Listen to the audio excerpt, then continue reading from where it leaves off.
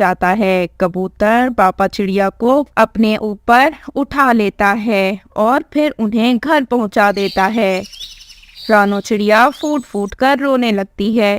नहीं टूना, ये आपको क्या हो गया? मैंने तो कहा था कि ना जाएं, आप क्यों गए उन जाले मुलुओं के इलाके में? मम्मा चिड़िया फूट फूट कर रो रही थी। जब पापा चिड़िया को होश आता है तो उनका बेटा भी उनके पास ही बैठा था और वो भी रो रहा था। पापा पापा, आप क्यों गए उन जालिम मुलुओं के इलाके में? बेटा, मुझे आपकी फरमाइश भी तो पूरी करनी थी ना। मुझे पता नहीं था कि जालिम उल्लू मेरा पंख तोड़ देंगे। और फिर अगले दिन से मम्मा चिड़िया ही भोजन की खोज में जाने लगी। मम्मा चिड़िया अपने बेटे और अपने पति के लिए बहुत मुश्किलों से भोजन इकट्ठा करती। उन्हें घर चलाने में बहुत दिक्कत हो रही थी। आज मम्मा चिड़िया को चनों के सिर्फ 2 दाने मिलते हैं। मम्मा चिड़िया वही दाने अपने साथ घर ले आती है। आप एक दाना खा लें और एक दाना कुकू खा ले। कुकू चने का एक दाना खा लेता है। मैं जानता हूँ आप भूखी हो, आपने भोजन नहीं खाया, आपको 2 दाने ही मिले थे ना। नहीं नहीं पति जी, मुझे तो चने के 4 दाने मिले थे। मैंने तो 2 खा लिए और 2 मैं आपके लिए ले आई हूँ। और फिर पापा चिड़िया वो चने के दाने खा लेता है, परंतु वो समझ जाता है कि मम्मा चिड़िया भूखी है। समय गुजरता है। पापा चिड़िया भी बहुत बूढ़ा हो चुका था और मम्मा चिड़िया भी। उनका बेटा कुकू अब जवान हो चुका था। कुकू, आज मेरे लिए कोई मीठा फल लाना। जो मिलेगा ले आऊंगा मम्मा, मुझसे नहीं होती आपकी रोज ये फरमाइशें पूरी। आप तो खुद उड़ने के काबिल भी नहीं रहे और आप दोनों का भोजन भी मुझे ही लाना पड़ता है। एक दिन कुकू जब अपने घर आता है तो उसके साथ एक सुंदर सी चिड़िया भी थी, जिसे देखकर उसकी मम्मा कहती है, अरे बेटा, ये चिड़िया कौन है? कुकू कुछ कहता इससे पहले ही सुंदर चिड़िया कहती है, कुकू की पत्नी हूँ मैं। कुकू ने मुझसे आज ही शादी कर ली है। कुकू, तुम्हारा घर तो बहुत छोटा है, इसमें ये दोनों तुम्हारे बूढ़े माता पिता रहेंगे या फिर मैं रहूंगी? बेटा कुकू, आपने हमें बताया भी नहीं और शादी कर ली। क्या हमारी आपकी नजर में कोई अहमियत नहीं है? आपको बता भी देता तो क्या आप मान जाते? आप तो यही कहते ना कि मैं आपके लिए ख्याल रखूं, आपके लिए भोजन लाऊं। आखिरकार मैंने भी तो शादी करनी थी ना। कुकू की पत्नी कुछ समय बाद एक अंडा दे देती है और फिर वह एक दिन रात को कुकू से कहती है, कुकू, अगर तुम इन दोनों बूढ़ों को यहाँ से नहीं निकाल सकते तो मुझे बता दो, मैं इस अंडे को लेकर जल्दी जाऊँ। मुझसे नहीं रहा जाता तुम्हारे बूढ़े माता पिता के साथ। इन्हें कह दो कि यहाँ से चले जाएं। अब ये हमारा घर है। अब तो ये बूढ़े हो चुके हैं, इन्होंने तो अपनी जिंदगी गुजार ली है। कुकू, मेरी बात मानो तो अपने माता पिता को ओल्ड एज होम छोड़ाओ।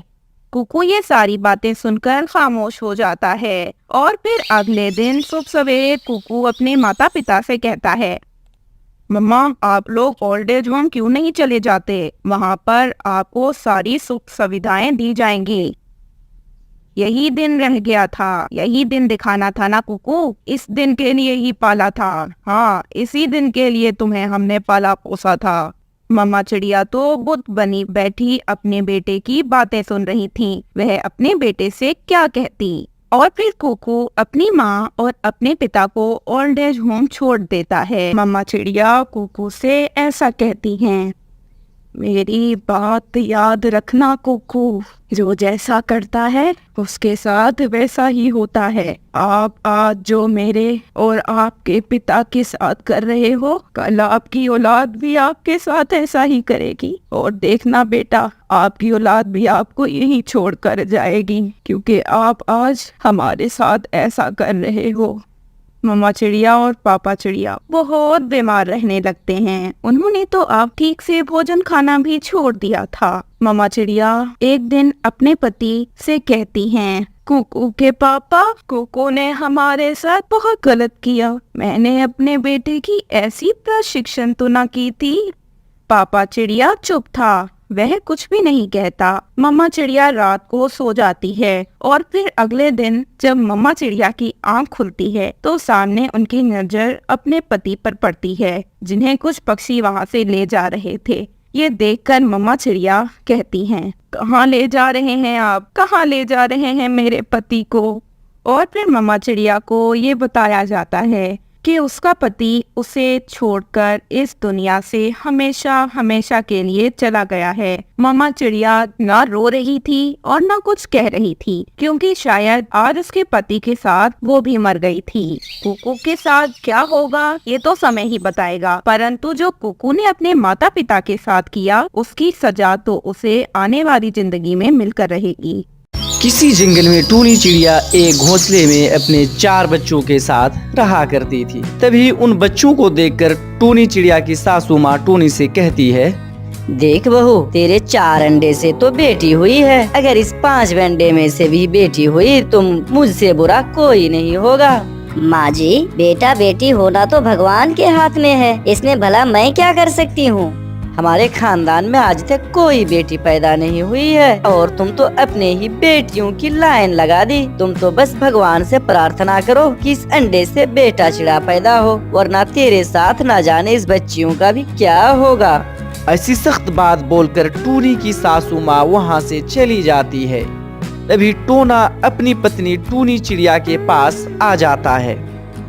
अच्छा हुआ टोना जी जो आप यहाँ आ गए। सासू माँ तो मेरी सुने बिना ही यहाँ से चली गई। टोना जी, बच्चे तो भूखे हैं, इसके लिए थोड़ा दूध लेकर आओ। टोनी, घर में दूध नहीं है। मुझे पता है टोना जी कि घर में दूध नहीं है। आप जाकर कबूतर चाचा के दुकान से दूध लेकर आए। बच्चे को तो भूखे जिसका डर था वही हुआ। मुझे तो अपने 5 बेटियों को लेकर यहाँ से भागना होगा, वरना सुबह होते ही वो जालिम टोना हमें जहर देकर मार देंगे। फिर टूनी चिड़िया अपने 5 बेटियों को अपने पीठ पर बैठाकर वहाँ से हमेशा हमेश के लिए दूसरे घने जंगल की ओर रवाना हो जाती है। फिर शाम हो जाती है। टूनी अपने बच्चे को लेकर सोई हुई थी। तभी कालू कौवा आकर कहता है, उठो उठो, अरे कौन हो, यहाँ आकर सोए हुए हो? अरे आप कालू भैया जी, मैं यहाँ हूँ। मेरा घर बार कुछ नहीं है, मैं क्या करूँ। मैं भूखे प्यासे हूँ और मेरा दिमाग कुछ काम नहीं कर रहा है। अरे दिमाग से तो अच्छी भली मालूम पड़ रही हो, साथ में 5 बच्चे भी हैं। नहीं बताना तो नहीं बताओ, लेकिन तुम तो मुझे अच्छी भली मालूम पड़ रही हो। कालू भैया जी, वो सब मैं तो बताऊंगी, लेकिन मेरे बच्चे भूखे हैं। प्लीज मेरे बच्चे को कुछ दूध ला कर दें।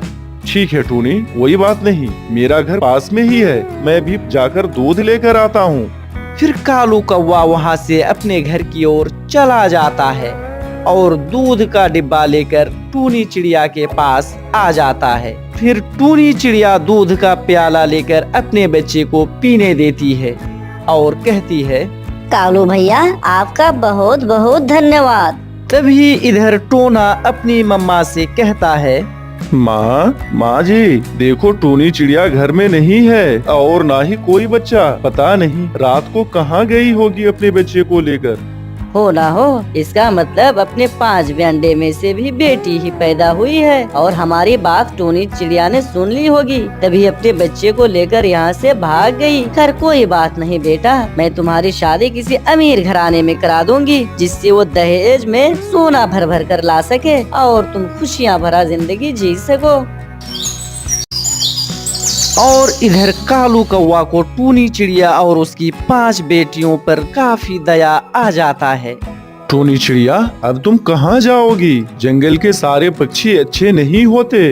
हाँ कालू भैया, वो तो मैं देख ही रही हूँ कि तुम देख करके ही मेरे बच्चे पर कितना दया किया। और एक हमारे ससुराल वाले जो हमें जहर देकर मारने की सोच रहे थे। तुम कितने अच्छे हो कालू भैया।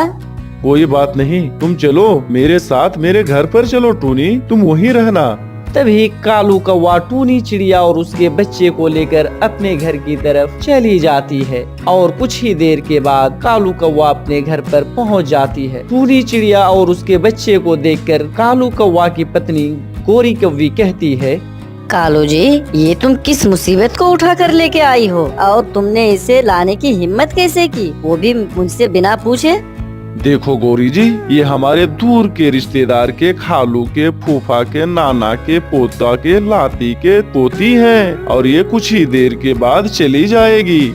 फिर वहाँ से कालू अपनी पत्नी गौरी को लेकर नदी के किनारे पर चला जाता है। तभी गौरी कव्वी अपने पति से कहती है, कालू जी, तुमने तो कहा था कि टूनी चिड़िया 2 महीने के बाद चली जाएगी, लेकिन वो तो अभी तक